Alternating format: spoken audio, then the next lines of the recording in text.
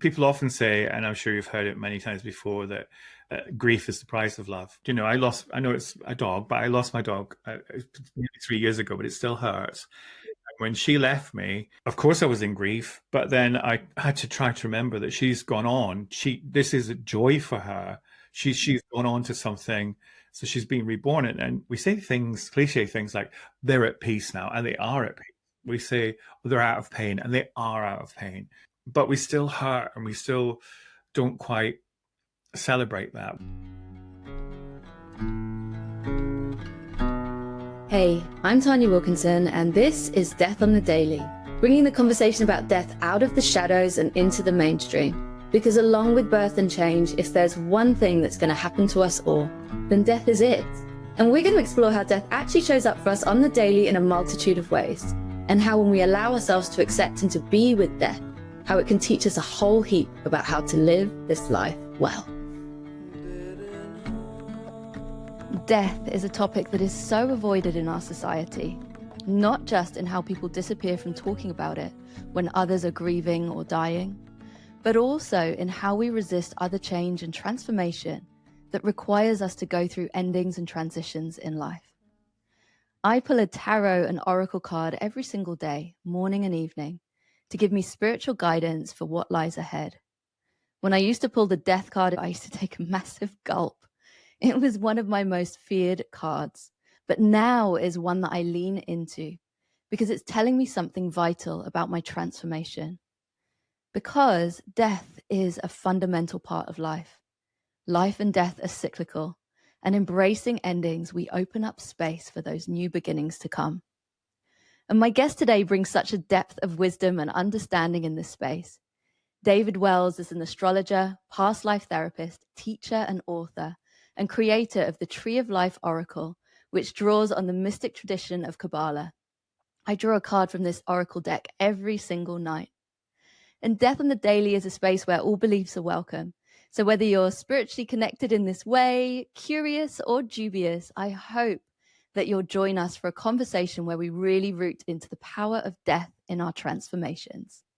So David, welcome to Death on the Daily. Tanya, thank you so much for inviting me. It's a pleasure. Oh, I'm so excited to have this conversation with you. I was so lucky to do a workshop that you led when I was up in Edinburgh in Scotland, and my jaw was on the floor hearing your story. Our dear friend Lucy Sheridan, who's also been on this podcast, who organized the workshop, she was laughing because my face was just like, wow. So let's dive into, I suppose, the part of your journey where you met a serious illness and it took you to that brink of death. Can you share how this experience really opened up a new pathway for you in your life and everything that you do today? Yeah, I mean, prior to that, I'd always been very interested in spiritual matters and astrology and things like that. Interested in the kind of way that most of us are, really. Then I had an illness. I had viral pneumonia, and I was really very ill. I don't think I even realized how ill I was, and I was fighting, going to a hospital. I just don't want to go. I was staying with my parents over Christmas, and I remember at one point I was lying in my bed in my parents' house, and this being was over me, and it was like a billowing cloud, and was breathing air into me. And the next thing I knew, I was on a gurney in an ambulance being taken to the hospital. I went through a series of tests, and they finally established what it was, and it was very difficult because I was in and out of consciousness. And during one of those periods, I was talking to an old lady in the corridor of the hospital, and she said to me, "Go back to bed, son. It's not your time." That's really odd, peculiar. And I kind of shot back into my own body and woke up kind of thinking, and you kind of dismiss it. You dismiss it as in, oh, that was just a dream, or I've got a fever. I wasn't on any other drugs, so it was just penicillin. I just thought, oh, whatever. And then when I was dismissed from hospital, eventually, everything started to kick off. There was people in my room. I started to feel energy really differently. I started to be exhausted all the time because as an uncontrolled medium, which I was at the time, energy was being sucked from me. But the the the closeness to that world, instead of sort of leaving it behind, it kind of followed me, if that makes sense. So it followed me, and then circumstances led me to the door of a teacher. I started with astrology and then moved on to the mystical Kabbalah. So it kind of like shut the door on the old me and opened the door to something completely new, really. Wow, that rebirth that comes through Yeah, those threshold moments in life. absolutely. Wow. And at that point, because you were in the Navy before, Yeah. was that when you were in the Navy, or was that? No, I'd left the Royal Navy at that Yeah. point. I had left the Navy and I was working in hotels. So I'd gone, I Wow. was in hotel services in the Navy, working in the wardroom, Wow. looking after officers and things. And then I moved into hotels in civilian life. But no, I wasn't in the Navy at the time. Wow. Even with that, you sort of see these different chapters in our life and those invitations. And obviously this was a very, very big invitation for you in your in your studies. And really, I suppose you mentioned, was it you're an undefined medium, or it was, what did you say? Uncontrolled. Uncontrolled Controlled medium. reading, yeah. So I had no way of shutting it off. Didn't understand what was happening, Wow. and it wasn't until I found, and I was exhausted at that point. I mean, truly exhausted. Wasn't until I found how to do that that I could get a decent night's sleep. And the minute I got that, I slept like a baby. I think I slept for something like 12 hours. Wow. And for those who, like yourself, who are gifted with mediumship abilities, it's not something that you choose, is it? Is it something that you just realized when you were a child, that actually you could connect to the spirit world? Yeah, I mean, I did do it as a child. Yeah. I did it as a very small child in my Mhm. home, Scotland, especially when I stayed with my grandmother. It was like my grandfather would come and visit me, and to me, I was like, I was under 5, so Mm. to me that was perfectly normal. It was just what happened at night. I was never frightened of it. And then one night there was some kind of energy that was less than welcoming, Mhm. and I was very, very scared of it. And my grandmother called the doctor because I was having fits, and the doctor gave me a mild sleeping draft inside strawberry jam, and from that point in, I kind of blocked it because it felt wrong. It didn't. I guess I automatically blocked it, but it wasn't until later in life when this out of body experience and this illness came along that I rediscovered it. Really, to be honest. Wow. Wow. And that's so profound as well from those, it's that rebirth that can happen Yeah, in absolutely. these And moments. as a child, I think, and you know, for any of your listeners or viewers who um, have children, grandchildren, they Mhm. they people often report, oh, my little one sees, talks to, you know, talks to grandmother, talks to. I think the key to that is just to not panic, Mm. just understand that they will come out of it, because flashing lights and telephones and Mhm. peers and pressure and Mhm. toys they will take over, naturally Mhm. take over. And if it's permanent or if it's something it's part of their future, it will come back when it's ready. Yeah. Mm.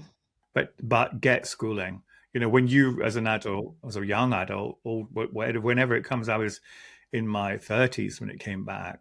Whenever it comes back, schooling is that, you know, get some professionals to help you. Be careful with your choices, but make sure you do get that help. That's really powerful. That mentorship, that teaching that's needed to be able to, yeah, to really understand it.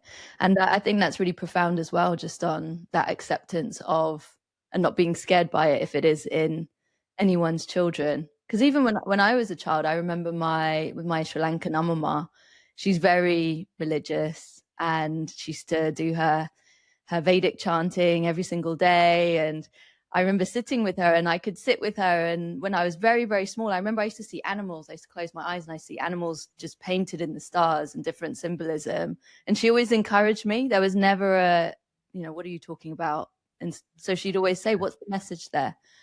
How can we take this forwards? And I still remember that. I definitely, to your point, I think it was Nickelodeon. We got Nickelodeon, and that sort of did that. Exactly, it moves it away. I mean, I when I was writing, I think my first past life book, I was talking to my mum about it. My mum's very religious.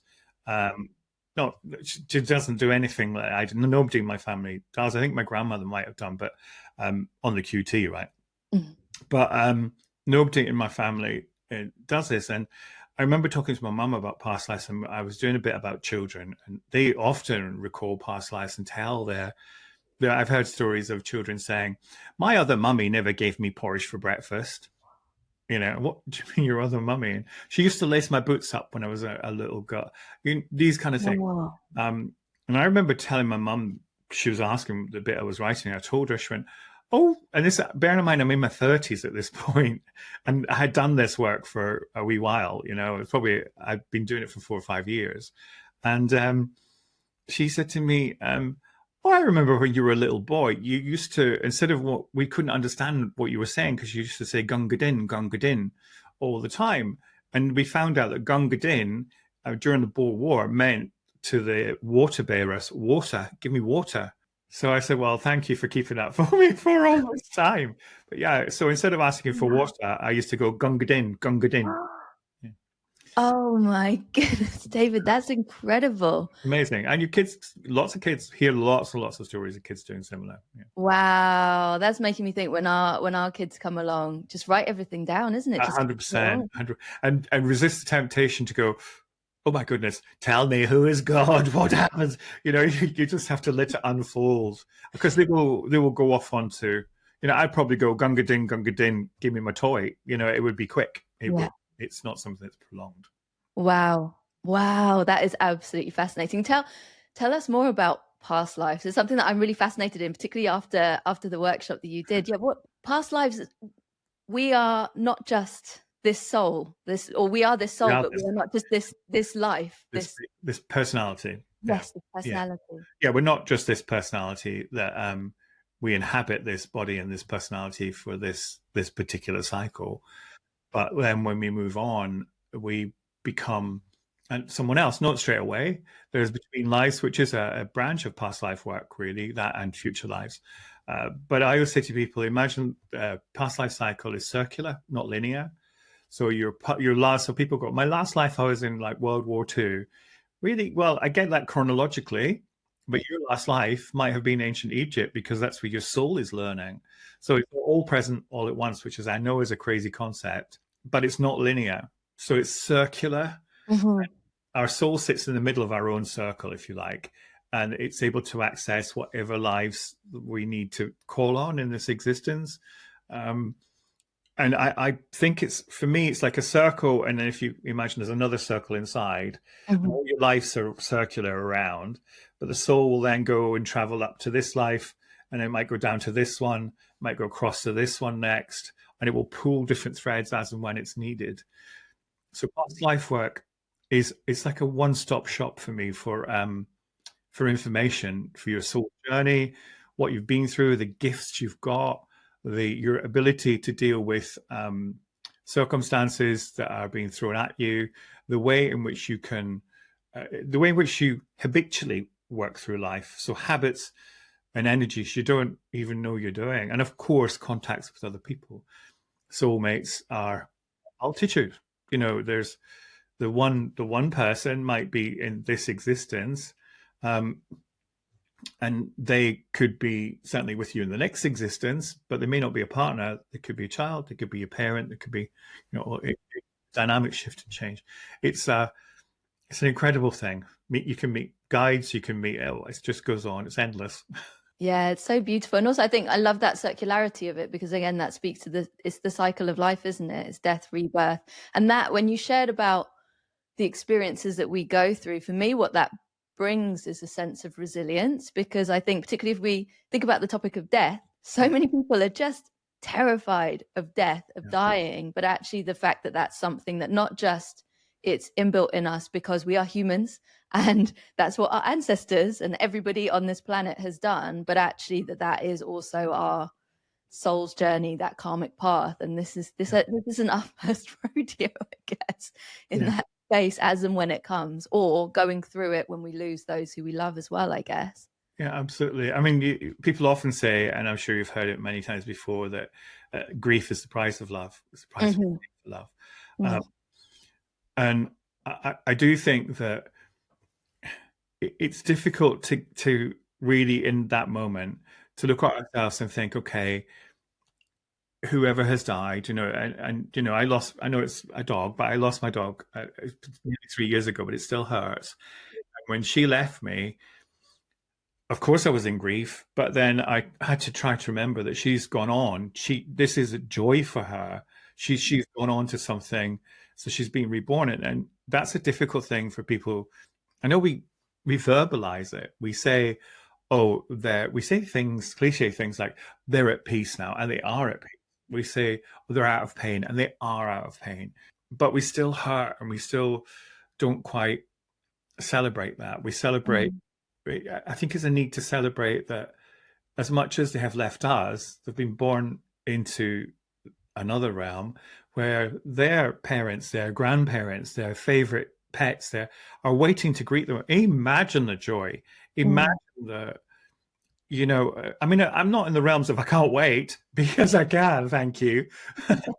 but, it's, I'm kind of part of me is thinking, wow, how amazing to see these Mm. people, to see these animals that I've loved again. Mm.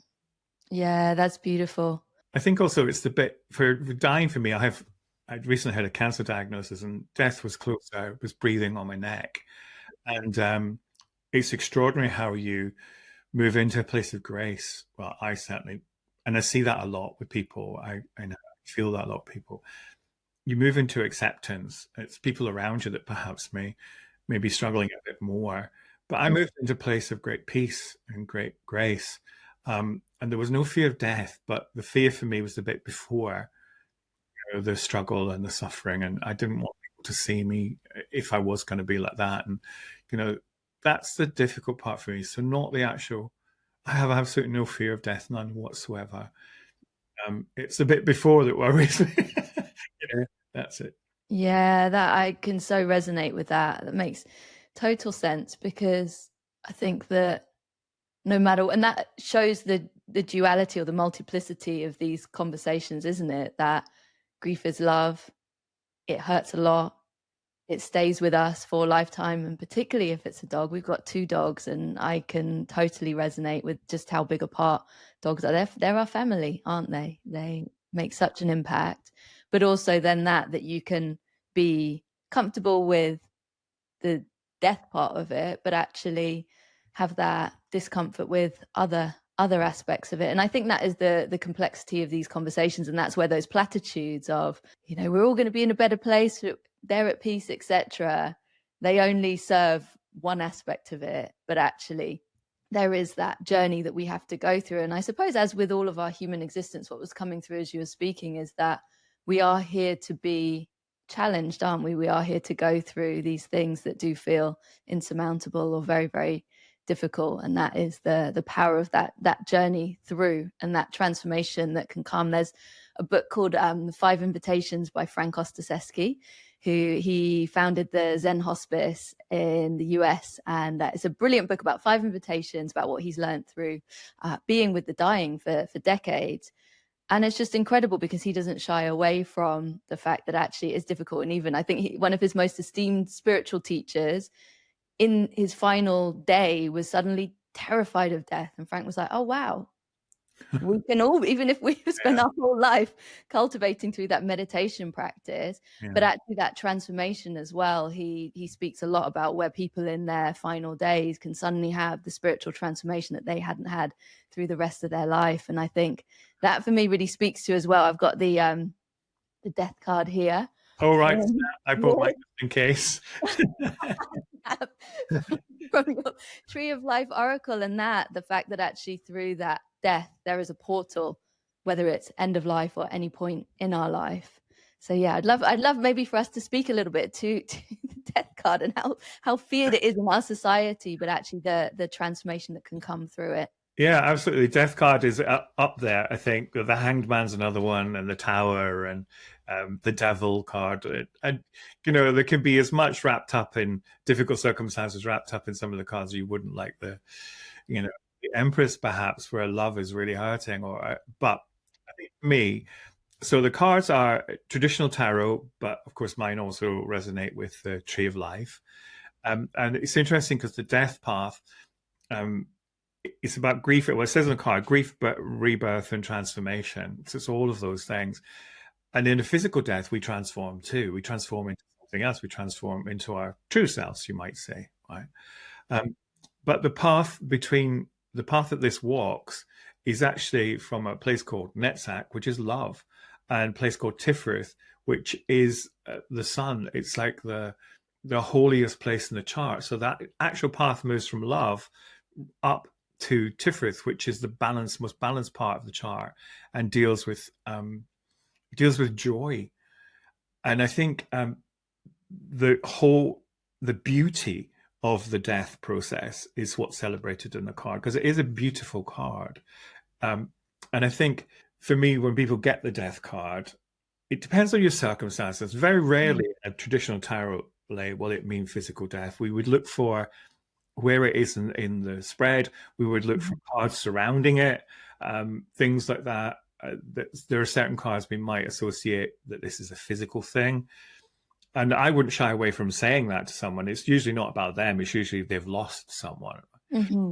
But I think it's more often than not, I would say absolutely like 99% of it is about a transformation in some way, shape, or form. So death is shedding the old and moving into something new. And we see the imagery. We see it's Scorpio by astrological sign, but Pluto is involved too. Pluto is the planet of transformation. He's very slow moving, and transformations with him are very slow in the making. He's just moved into Aquarius, where he was in Capricorn. And we see the transformations in our society. When he was in Capricorn, it was financial systems completely. As he moved through, he wrecked them, didn't he? Really? Yeah. I mean, we had Wall Street crashes. We had the whole 9 yards. He's in for decades. Now he's moved into Aquarius, which is science, technology, groups, organizations, AI. He moved in, there was a sudden AI explosion. So that means that the old way we worked with as a society is going, and a new way of working is arriving. We have AI now that can shut our blinds when we ask it to, and turn on the radio, tell me the weather, and in our homes already. And that's just the start. So where this is going to go, these are all transformations. We leave the old behind. That's what this card says, and I just love the idea of Charon on that boat, and when you study the tree and you do the meditation for each path as a meditation, you leave the physical world, you meditate and you leave the physical world. And there's a huge moment when you get onto the boat and it's surrounded by the most beautiful flowers, and you lie in a coffin, you meditate yourself into a coffin, and the boat moves away. And then when you get released, all the flowers have died and everything around you is gray and dark. And you look at that aspect of yourself. You look at, what am I leaving behind? What can I leave behind? And then you return and the flowers burst back to life and everything. So you move from one window and into another. And I think that's what, when you see this card in the deck, you think, okay, what can I leave behind when I cross this river Styx of mine that I'm doing right now? When I cross this river, when I come back, who do I come back as? What do I come back as? So I think if you see it as that, here's an opportunity to die, to release the old me, so that I can embrace the new me. Beautiful. What did they say? Die before you die. Yeah, absolutely. Yeah. Absolutely. Yeah. And many times. Many times, because Pluto in your astrological chart will make contacts with lots of different planets. I mean, he does it, well, it's the other way around, but the moon meets Pluto once a month. The sun meets Pluto once a year. We have a Pluto-Sun conjunction in our chart. The sun will pass Pluto in the chart. We don't have a Pluto-Sun conjunction. That's something different. Some of us will never see that, but it does give us those opportunities. On your birthday, your solar return, which isn't a Pluto thing, but here's the return of the sun. What can I leave behind? or bring it astrologically, minimize it, put it to some people do this on a full moon. Every full moon, what can I leave behind this month? And what can I embrace on the new moon? The solstice, the equinoxes, all of these markers are points of death and rebirth, really. So beautiful, so beautiful. And I love that prompt as well on the moon cycle, on solstices, equinoxes. I do exactly that. It's all about the shedding, the letting go, and then the rebirths that come, and nature obviously is here in that cyclical fashion. Absolutely. To guide us. And we see it outside in our gardens. We see her do that every year. Every year things die and then come back again. Yeah. And also with the moon things, I think, Tiny, it's a great way of research. So I knew someone who was on a diet, very strict, and were very good with themselves about what they ate. On a full moon, they had ice cream, but only on a full moon, and never, ever, ever any other time. Because it's a marker, it's an easy reminder. It's the moon. Yeah, okay, I can have ice cream. Check your batteries. I think when the clocks go forward and they go back, check the batteries in your smoke detectors. We've had that advert here in Scotland. So it's just easy reminders of the cycle. So when it's the equinox, what do? You check what you do, in your window, whatever it is. They're just easy reminders. Yeah, that's so powerful. These little reminders, ritual moments, and that invitation, whether it's in the practical or in the going within. So I'm always surprised at the equinox and solstice reflections. I'm always surprised at what comes out. It's normally something that I'm like, oh, I didn't know that it was time to let go of that, but okay, that's what's coming through really strongly. And I think as well in that death and transformation, it can be uncomfortable, because obviously what is current is comfortable to us, to our subconscious mind, and everything is like, I quite like it here. Don't really want to rock the boat. Quite comfortable. Don't want to change. Don't want to let anything go. Yeah. Knowing all the time that there's a nagging voice says, you need to let this go. Yeah, exactly that. Because for me, whenever the death card comes through, there is always a moment of, oh, like crap. Because I always know what it is, and I'm always like, I don't want this card to come out. Yeah. This is going to be uncomfortable. For me, that's about 90% of the cards when I choose a card. Oh, really? Yes, I know. I'm like, yes, I know. But you remember, you can also, you can be proactive with this card. You can take it out of your deck like we have, and you can put it at the top of your lay, and then go 3 cards underneath saying, what do I need to let go? You don't have to wait for it to come out. You take the card out and say, I'm stuck. The Tower card, take the Tower card out and say, okay, what needs to fall? Take out the devil. Where's the illusions? What stories am I telling myself? And do 3 cards for that. This is what you're doing. Wow, that's so powerful, because obviously it goes opposite. If we could pick a card, we'd all pick the 9. You would pick that. But equally, I mean, put out the 9 of Cups and say, okay, what am I really wishing for, and do it that way. Yeah. Well, I say I'm like, I'm gonna go into that. I actually pulled the Tower card the other day, and I had okay, like swearing to myself when it was Saturday morning, and then it was, I got a call from my mum about something in my family, and I was like, oh yeah, that makes sense. It doesn't always have to be a big drama, that's the thing, Yeah, exactly that. But I think that's where, as well, for me, what I've learned through oracle decks like yours is actually, when you lean in those moments, that, and I remember when I first started doing tarot myself, and I used to just be like, put the card back, be like, no, this don't like it, put it back. It doesn't work. It doesn't work.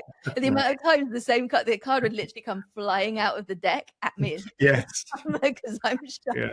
Will come out the next 3 days. Yeah. Exactly that. But actually, I've learned those are the best cards, the ones that make me feel uncomfortable, because actually when I go, oh, okay, I need to, the only way is through. And that's what I've really learned in death and grief as well, is that it's going to be uncomfortable, it's going to hurt a lot. The only way is through. But through that, actually, that's where the gifts of that personal transformation, of really understanding what life means, what's most important, etc., that's where they all come through, only if I am willing to be present and go through it. Yeah, and there's no way of speeding it up or slowing it down. It's just your way and your path. But it will be easier in a respect if you just acknowledge it and just stop. I've fought change often in my life, or and then I get to the point where I'm exhausted and think, okay, and then I surrender. And death is a kind of surrender, to surrendering to the inevitable, and then picking it up from there. And it's part, spiritually speaking, the physical death is a rebirth, and then you have the personality death. So the personality that you take with you when you move into the astral worlds, and you see Granny and you see your parents or whoever you see in there, and then they go, oh, do you know what? It's time for me to go, and they will go. You're in a different place, or there's a, oh, I'm really happy for you. You're doing this, but you then drop the personality. So Tanya you have no need for Tanya anymore. I will have no need for David anymore. And my soul will step forward in the fullness of what that is. So you have a personality death, and your soul is there again. And then your soul kind of dies in the astral worlds because it's coming back into the physical world, into a new physical body with a new personality. So it's just a constant cycle. Wow. Wow. Constant cycle, those deaths and rebirths. Beautiful. And all that. I love that as well, of just meeting what you shared this as well before, around meeting all the animals you've loved and the people you've loved and stuff. I love that as well, because when our daughter died, that was the one thing I remember on the day of her stillbirth that I just really connected into was, I'm going to see you again. Yeah. And I'm going to get to hold you. And that is beautiful. And for me, actually, that made me fear that, to the point around not fearing actual death itself, that immediately just dropped the wall of my fear of death, because I thought, actually, there's a gift here. I get to see her and actually spend time with her in a spirit form. There's also that point where you must remember that as much as we are part of that journey, that's the other soul's journey. It's just, now this is it, and then I will move on, and I will be returning, but in a different timing and different, so it's a very difficult one. And when you're working with astrology and sort of the spiritual work I do in past life work, it never ceases to amaze me how, especially in past life work, spirit has an answer for it. Even the most difficult, not just this, but the way in which people die or have died in past lives. When they get to talk to their guides or to the angelics or the hosts, whoever they're with, it's always explained so beautifully and with such walls of love like you've never felt before, that you can't deny that there is this cyclic nature to it that makes sense in that moment. Yeah, so beautiful. So beautiful. And I think that's the thing, we humans, we try to rationalize and search for meanings from this perspective, and it can be really, really hard to understand, particularly when it's hurting so much. Of course. Yeah. I think it's we try to intellectualize things that are beyond it. It's beyond intellectualizing. It's just about feelings and energy and how it sits within you. It's also, I think we tend to, we go, this is making me feel, this is making me feel, this is affecting me this way, and we lose the grandness of it. We lose the kind of actually the bigness. We lose the soul feel of it. And I think for me, putting my energy into when I do past life work, when I do a workshop, one of the first exercises I do is to settle people into their soul and out of the personality. And I actually do this thing where they ask 3 questions, externally ask 3 questions from their soul to a stranger. The stranger asks them back to them so you sit into the soul, you've written down the questions, and the stranger reads it out to you. What do you think of? And they communicate from the soul center, which is totally different from personality. Wow. Is our soul center, is that something that we can access? 100%. Yeah, 100%. It's the voice that goes da da da da, and you go, don't want to, But yeah, through meditation, the way I do it is I first of all protect the space. So that's for me asking for divine protection with the archangels around me, Kabbalistically. Then I get people to imagine a light above their head, and then we open up the chakras, and then the light moves into their brain, and we see that just it illuminates your head and your thoughts, and you're like, and oh, did I leave the kettle on? All of that bump and rubbish that we go through in our brains, and then that sinks down through the third eye, through the throat, and into the heart. When it reaches the heart, it illuminates the soul room, and you find the soul part of you. You find the conversation, you find the voice, if you like. And then the questions are asked while you're sitting in the soul. And then when they finish, obviously, we bring it back up and send it on its way. Wow. Wow. What a beautiful practice. And it really shows that stillness that's needed. Because if we move through this life a million miles an hour, filling every second with noise, with a podcast, another podcast. Or if you're faced with something that feels like a real soul decision, the simplest way, take your hand, put it on your heart, and move your consciousness to your hand, and then link it into your heart, and then be honest. Just speak from this part, from your heart part. Speak honestly and say, okay, what do I need to get out of this? And often it's things you don't want to do. Yeah. It's things like when you have to move, you have to change location, or you have to get out of that job. Then the personality has to step in and do the work. It's not instant, but it's knowing what this wants that's the key. And it will often require something to die, because that's how the soul kind of works, in a way that every time that gray bit goes, it fills it with light, so when the gray goes, it fills it with light. It's kind of how it works. Wow. And I can definitely resonate with that. My moment of leaving my corporate career, of which I was in my dream, quote unquote, job, working in Formula One, head of marketing, getting to the pinnacle in the entertainment world. And I literally it was actually after grief, that transformation that came. And I was stood by a lake in Epping Forest near where we live, an ancient forest, no surprise. My roots were in the ground, and it was literally like a thump in my heart and my stomach. And the message came through clear. It was, you are handing your notice in, you are done. And there was never any doubt in my mind. I went home thinking, oh, what am I going to do? And so I asked the question, and clearly must have asked it to my soul. It was, what do I do then?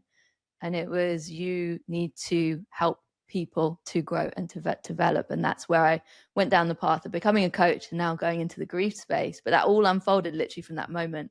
And then just connecting in and asking that question, giving it 24 hours later, the answer came through. But it literally, the whole thing just downloaded, and it was all from that, rooted in that certainty. I remember my friend being like, don't be hasty.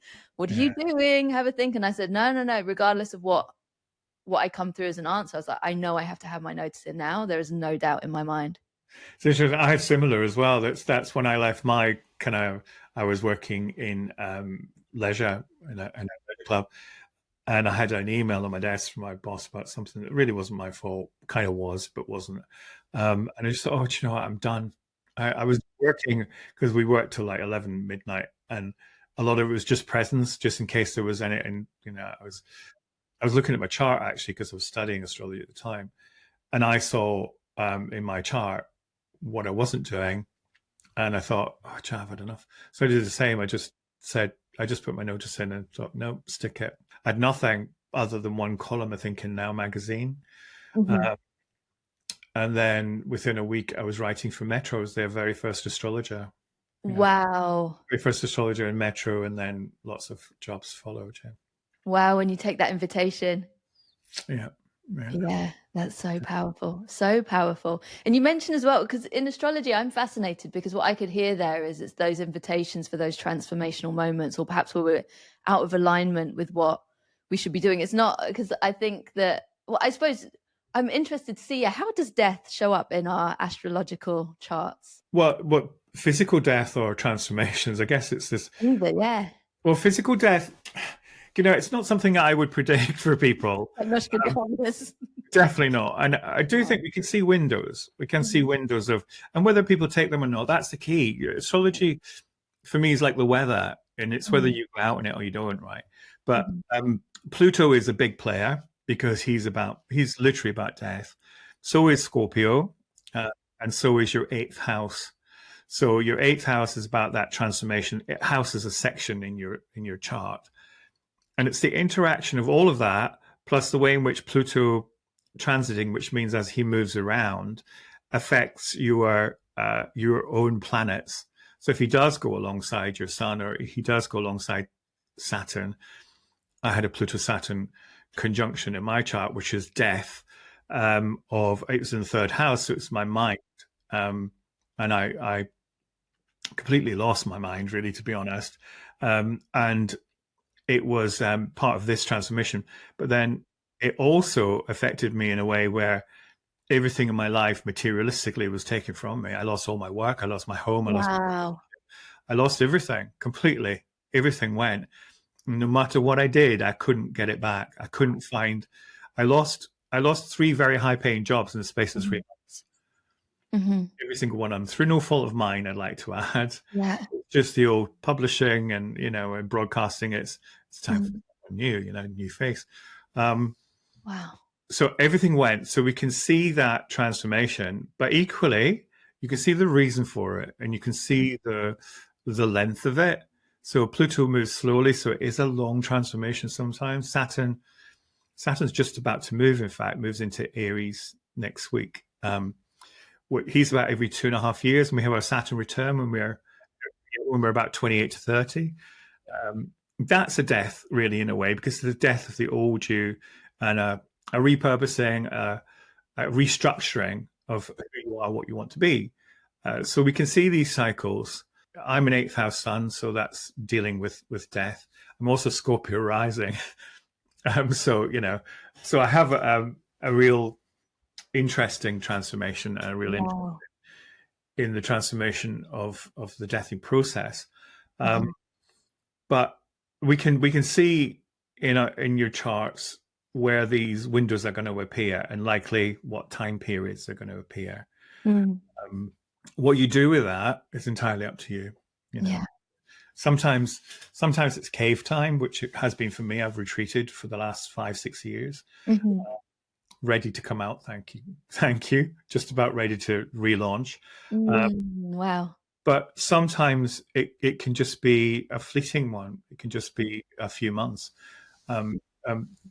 Often called the dark night of the soul, and the dark night of the soul can be a fortnight, or it can be 5 years.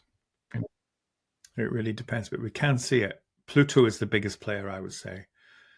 All planets are involved, but Pluto is the big one. Wow. And when you see something in, for example, in your own chart, does that help you to, I suppose, to your point of in those moments where it's like, actually, I've got to retreat into my cave, or does it help you to find grounding in actually, I've got to get through this? Or it helps me understand that it's cyclic, yeah. and that the dawn will come. I can see roughly, but sometimes I miss the dates, like everyone else. But I don't overanalyze my own chart, if I'm being honest. There's a real danger in even other people's charts. There's a real danger in overdoing it to the point where you don't allow yourself to feel and to think and to be human about it. And I think for me, what I do is I do understand when it's happening, how it's happening. But when I'm in it, I'm the world's worst. I am. It's often the case with us, isn't it, as teachers? I'm the world's worst. I'm not constantly looking at my cards. I'm not constantly looking at my chart. I meditate every day now, and that's where I think most of my guidance comes from. And then when I'm writing my weekly astrology or the monthly stuff, I go, of course, that's what I think. Saturn's moving into Aries, so of course that's how I'm going to be feeling. Yeah, I love as well that acknowledgement that you as a teacher who's published many, many books, and it's the fact that you are also human. And I think it's easy to say, oh, David must have it together when it comes to Not always. No. Exactly that. And I love that. That's so inherently human. And what would you say as well for anyone who's perhaps tuning in and is in the mud of a transformation? What guidance would you give to them? I think you have to remember that a lotus grows from mud. That it can't grow. It sits its roots in mud, and that's what you're doing. You're building roots. So be kind to yourself, be gentle to yourself. have some kind of routine that is very soft, very gentle. Just something as simple as your. I'm not one for big morning routines because that is a pressure, right? I mean, do this, do that. What? No, it's not going to happen. I'm not having a nice bath and, you know, all the rest of it. Find the thing that sits with you, whether it's a glass of lemon water, one thing that just brings you in. Play some music that echoes the mood that you're in at that time. Um, whether that's a sad song or something that lifts you up, whatever. Don't, if you're in a sad place and you go, I'll play some music that will lift me up. Play some music that will meet you where you are, you know, and then that helps release. And if you really can have a duvet day and an ice cream day, because that's where you are at that time, have it. But don't stay there. Don't stay there. Remind yourself that things are developing, things are changing, often not as fast as you want them to go, but they are definitely changing. Look out your window. The cycles of nature, in fact, even better, get out and walk in amongst it. Oh, Every day, because you will start to sync with that. You will start to understand that things are blossoming. For now, they're not. For now, and I think also, don't go overboard with the woo. If you're woo inclined, don't go overboard because you will just confuse yourself. Because you will find a pathway. You'll read the cards one way, and then the next day you read the same cards a different way, which is normal. But you won't be getting the truth from them. You'll just be like this. That's you do this work with soft eyes, not with penetrative eyes. I've been there, reshuffling the deck, doing it. Don't like it. Give me more. Yeah, and I need this guidance. Give it to me now. And whenever the cards aren't really telling me anything, I'm always like, I need to just sit with myself right now. I don't need the cards will be telling you something, just you don't want to hear it. Yeah, true. Very true. Very, very true. Yeah. And it's just like go into that stillness. And I loved as well what I'm really taking from our conversation. You've mentioned this a few times, is that our transformation can often not be at the pace that we want it to be, but there's a meaning behind that, and it's just about understanding that cyclical nature. And almost what I can feel is that sometimes we do just need to surrender however long it's going to take, so it shall be. And as you've shared, if we can just bring in that softness and gentleness, that is just the tonic that we need in these moments. Yeah, 100%. And the softness and gentleness and grace is the word that I use. Yes, grace. Move through with grace. Right? Yeah, the grace that we humans are often great at giving others, but not so good at giving ourselves in the moments we need it. Oh, beautiful. Well, David, we're soon to come to a close in our conversation, and I always ask my guests the same question. I actually ask myself this when I do my solo episodes, and it's inspired by, in my grief, I started writing notes to myself after our daughter died. And that was just these little reminders that I wanted to tell myself. But also, I actually started writing notes to my past self. So there's parts of me where I was actually, I wish I'd have told myself this at that moment. So if you could write a note to yourself, this could be you at any point in life, what note would you write to yourself? I think I would say to my past self that the answers lie within you.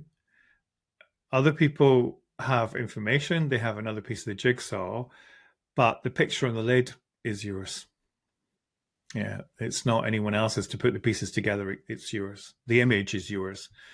So take some time to think about what that image looks like, not what other people are telling you it should look like. Wow. That is such a powerful note on authenticity that I think we could all learn from. Well, David, as well, before we complete, I'd love if you could share. You mentioned that you're coming out of your cave. Yeah. Where can anyone who's tuning in connect with you and obviously find out more about your work and what's to come in the future as well, as and when it does? Well, probably the best place is my website to start with, which is davidwells.co.uk. Don't go .com or you get a baseball player. I'm sure he loves getting emails. And also I have Substack, which is Activated Magic is the name of the Substack. So I have one there as well, which you can get your free weekly astrology and audio there as well. Ooh, Oh, I'm going to put the links to both of them, and I'm going to go and subscribe to your Substack right now, straight after this. So thank you so much, David. This has really really inspired me. The death card is one that I've definitely been so curious about, and obviously your work is so expansive. We didn't even manage to go into so many different areas. We're talking about how you like myself are a multi-hyphenate. Well, remember that. Put on my bio, multi-hyphenate. Yeah, multi-hyphenate. You don't need to put anything else. I'm a multi-hyphenate. You can figure it out. Yeah, flaky pastry, Exactly that. But I'm so grateful to you, David, for our conversation today, and actually for how you've really brought a different lens on death and grief and transformation, as well as within that the cyclical nature of everything, including I've got a really beautiful picture of my soul sat in the middle of that cycle that I'm just taking away. It's right here in my heart. So grateful to you for joining me today. Thank you, Tanya. It's been my pleasure. Thank you. All of my gratitude to you for joining me for another Dead Conversation. Death on the Daily is edited by David Strutt. The music is Set Free by Katie Gray. And I am Tanya Wilkinson. And if you enjoyed this episode, I would be over the moon if you can rate, review, and subscribe. It really helps me to get the word out there. And if you want to say hi or to hear more about my work as a coach and death doula, including how I support my clients to navigate their death on the daily, then all of the ways that you can connect with me are in the show notes. I'll be back soon with some more Dead Conversations. And in the meantime, take good care of yourself and others.